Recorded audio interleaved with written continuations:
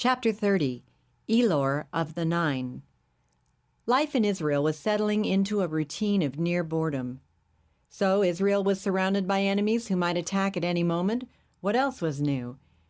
Terrorism, yes, but a major attack, no. Not without the Soviet Union to back the invaders, and that was no longer feasible. Gorbachev's glasnost and perestroika, just as Ari knew had been the plan all along, had given the Soviet leadership so many internal problems that helping the Arabs in a war against Israel was out of the question, at least for the foreseeable future. Ari was running out of hot issues to write about. Then along came Saddam Hussein's brutal takeover of Kuwait in August 1990, and Ari's job as a political columnist became exciting for him once again. The Post had connections high up in the Mossad, which gave Ari access to certain intelligence data that would not expose agent sources and was periodically earmarked for publication in his columns. It was common knowledge that Kuwait had been a haven for terrorists of every stripe, as well as the chief paymaster to the PLO. It was Mossad data, however, that Ari used, without revealing the source, to tell how the PLO had repaid the emir's longtime favors by giving Saddam the detailed intelligence for his invasion of Kuwait. There was no honor among murderers and thieves, and this latest duplicity was going to have lasting repercussions. In his column, Ari predicted that Arafat had cut his own throat by siding with Saddam, an inhuman monster whose crimes, not only against his own people and Kuwait, but against all of humanity, were so great that when the truth was known, the entire civilized world would abhor him. Neither Kuwait nor Saudi Arabia would any longer support the PLO when the coalition forces chased Saddam's vaunted army back to Iraq, as they surely would. Democracy would have to come, slowly but inevitably, to both of those Islamic dictatorships. When that happened, it would send shockwaves throughout the entire Arab world that would lead to greater freedom and eventually bring down the Islamic curtain, as had already happened to the Iron Curtain. Early one evening, Ari set off on one of his aimless, leisurely strolls through some of the narrow back streets of the old city's Arab quarter, savoring the exotic sights and sounds and stopping in a shop now and then to browse among its intriguing wares. He had just downed a cup of fresh squeezed orange juice purchased from a street vendor and was walking away when he realized that someone had come up beside him and was matching his steps. Ari turned to give the man a questioning look. He appeared to be Jewish, in his early 30s, of medium height and build, with a neatly trimmed dark beard and wearing a well-tailored beige linen suit. "I hope I'm not intruding," the stranger began apologetically. "I'm one of your admirers. Read your column religiously. Your thinking is very stimulating." "That's kind of you to say." Ari stopped and reached out to shake the man's hand. "And your name?" "Elor. It's such a pleasure to meet you. I had a question, if you don't mind." "No, go ahead." "Your articles about the Stasi were excellent. I wondered, however, why you didn't bring in something personal. It would have made it even more interesting and authentic." "Personal? How do you mean?" "Oh, perhaps how you escaped when the Stasi came to your apartment that night in Leipzig? Or maybe how you threw those two off the train?" "Who are you?" demanded Ari. "How do you know that?" "Just a friend and admirer." "Look, if you're with the CIA or the banking consortium, this was not part of the deal. The past is behind me. I'm not getting involved anymore." Ari stopped in mid-sentence. The eyes. There was something about them. Where had he seen this man before?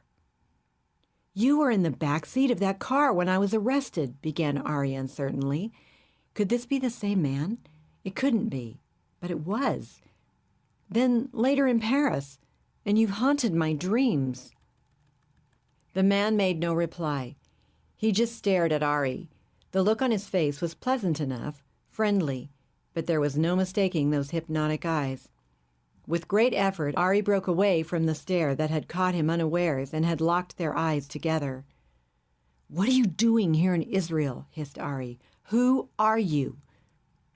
"A mentor. From a higher level," came the enigmatic reply. "As I told you in Berlin." "What do you want? Why don't you leave me alone?" Have you not seen a pattern?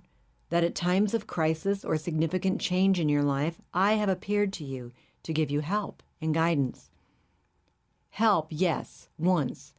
But guidance, no. Never? The man's eyebrows rose ever so slightly in mild reproof. Yes, admitted Ari grudgingly, you did give directions for getting out of East Berlin, and you made some astute comments in Paris, but beyond that, no guidance that I recall. There have been other times of which you were not aware. You've been playing with my mind, cut in Ari angrily. Is that what you mean? I haven't appreciated that. We've been preparing you. Preparing me for what? That you are a Jew, and a very special one, is most important. Intuitively, you know that, though you have resisted admitting it to yourself. What you do not know is that you were chosen at birth for a mission involving Israel. Sure, and the moon's made out of green cheese. What's your game? If you weren't skeptical, but fell for flattery, we wouldn't be interested in you. I have not come to flatter, but to explain your mission. The appointed time for its fulfillment is fast approaching. That's why we brought you here. Ridiculous! It's a fluke that I'm here. The man caught Ari's evasive eyes. His smile was unlike any human expression Ari had ever seen. It communicated a peace and power and confidence that seemed to be superhuman.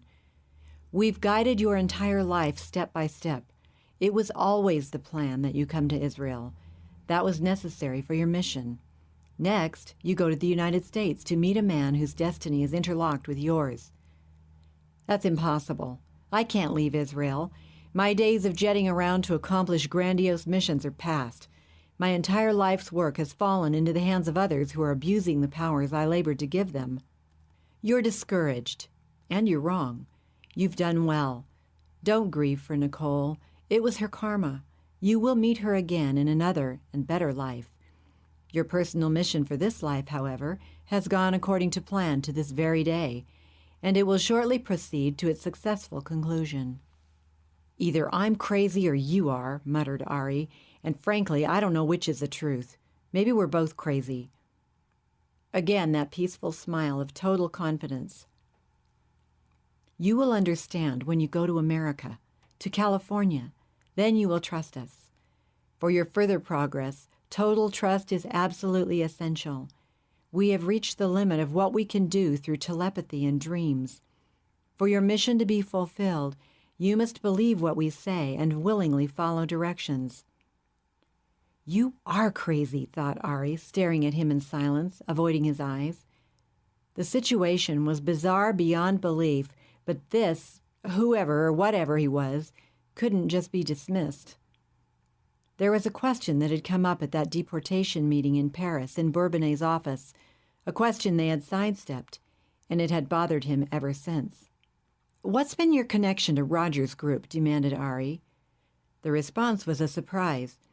It revealed secret knowledge and insight that gave further legitimacy to this mysterious figure. As you yourself discovered, Roger works for the CIA, with whom we maintain contact on another level. You'll be initiated into it soon. You were wrong in not trusting him, but you had no other choice. The Paris group are pompous fools. Roger is simply using them for Langley's purposes. You passed a major test by handling that ambitious cartel well. They have delusions of taking over the world, which would be a disaster. They would fight among themselves. We're tolerating them only as long as they're useful, which will not be much longer. Your analysis of the Paris group is accurate, admitted Ari guardedly, stunned by the matter-of-fact authority with which he spoke. And you obviously know Roger's true mission and loyalties. The man was earning his respect, but he remained an impenetrable mystery. Don't you think it's time to tell me who you really are? I have told you. My name is Elor. I'm one of the 9, the Archons. We put mankind on this planet 20,000 years ago. The experiment will end in disaster unless your race takes a new direction.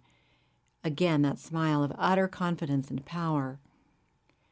You're 20,000 years old? Sure, and I'm Napoleon. You make sense for a while, and then you sound crazy again. How old did you think I was when we had our first face-to-face encounter in East Berlin? About 40, maybe 45. That was nearly 30 years ago. How old do I look now? Early 30s, admitted Ari, bewildered. Am I the same person? Your features change, but your eyes are the same. I'd know them anywhere. Why do you think it's so fantastic when I say we put mankind on this planet 20,000 years ago?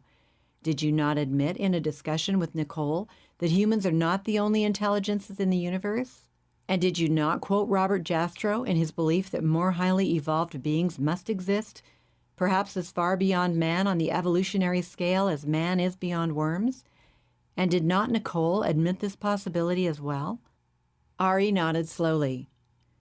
The possibility exists, but to run into someone on the street who makes this claim, that's too fantastic to be true. It's like running into someone who claims to be God. There is no God, came the quick, almost derisive response. We are all gods. Look up quickly. Ari looked up to see a beautiful white dove fluttering down. It landed upon Elor's head, remained for a moment, then vanished. Now, look at the wall above and behind me, Elor commanded. To his utter astonishment, Ari saw one of the masonry stones in the sign of the building behind Elor come out of its place, hover in the air, then return, restoring the wall as it had been. The mortar that had held the stone was seemingly undisturbed, as sound as before. Elor held out his right hand, and a flame about 6 inches high began to burn into his palm. Immediately, Ari could feel the heat. Elor grabbed Ari's hand and held it in the flame. Now his sensation was one of pleasant and soothing coolness. The flame vanished, and Ari looked at his hand. It had not been burned. Be not deceived, counseled Elor, seeing Ari's dismayed expression. These are not miracles, as some misguided souls imagine. There are no miracles, only natural phenomena produced by universal laws of which the inhabitants of this planet remain almost totally ignorant. Your science is still very primitive, because it has concentrated entirely upon the physical universe. You, too, can do what I've just done, and more, once you have been initiated into the secrets we hold. But the time for that is not yet. Ari was standing open-mouthed, unable to comprehend what he had seen with his own eyes. Was he having a nightmare from which he'd soon awaken? Had he been hypnotized? Was Elor exercising some kind of mind control in order to deceive him? He stepped forward and examined the wall carefully, then turned to orient himself with his surroundings. He was standing at a familiar corner. The streets in all directions looked the same as he remembered them. People were coming and going, paying little attention to him and Elor. 10 yards away, an elderly Arab squatted in front of a shop and puffed on a cigarette. Elsewhere, he could see several children playing and could hear their shrill voices. Everything seemed normal. We've met before, in my dreams. I was terrified then, confessed Ari. Why not now? That is why I have not visited you in your dreams for many months. You were projecting your own immaturity and fears upon me. I have not changed, but you have. Soon you will be ready. Elor put his hand on Ari's shoulder and held him with his eyes. You will be the leader of a new Israel that will be purged of its Zionist ambitions and delusions of being God's chosen people. Only then will Israel take its place in the new world order of nations and live in peace, a peace such as the world has never known. Ari stood stunned, speechless. Once again the man sounded insane. He wanted to tell Elor that he was repelled by such unbelievable flattery. Instead, he heard himself stammer, "Why me?" Elor patted Ari affectionately on the arm. Your heart is right. You've proved your willingness to expend yourself for the good of mankind, asking nothing for yourself. It was part of our plan to allow you to do that, though we knew it would only fail. What do you mean by that? Changing the government, even bringing freedom, as you can now see in Eastern Europe, is not the answer. There must be a change in spirit. We've come to instill genuine love in mankind. Only then can we trust your race with the power it needs to rescue this planet from ecological collapse and a total psychotic breakdown of society. I can see the truth in what you say, conceded Ari, but how can it be done? That seems impossible. We have a plan, and you are essential to its success. I can't believe that. You must. Earth's computers and knowledge of the cosmos are not sophisticated enough to verify the fact that there is a cycle in this galaxy of 1,997 Earth years. I cannot explain it further, but we can only act during a narrow window of time at the peak of the cycle. The plan will work at no other time. If we fail this time, your world will not last another 2,000 years. Of that we are certain. You put an awful responsibility on my shoulders. What do you expect me to do? Nothing at the moment. You will learn more in California when you meet the other man who, along with you, holds the key. But we must have your willingness. How can I give it to you if I don't know what I must do? Are you willing to save your race? Ari looked at Elor closely. You're serious, aren't you? We are. Forgetting the details for the moment, if you could be the one to save mankind, would you be willing? Of course, I couldn't say no to that, but I still think it's too fantastic to believe.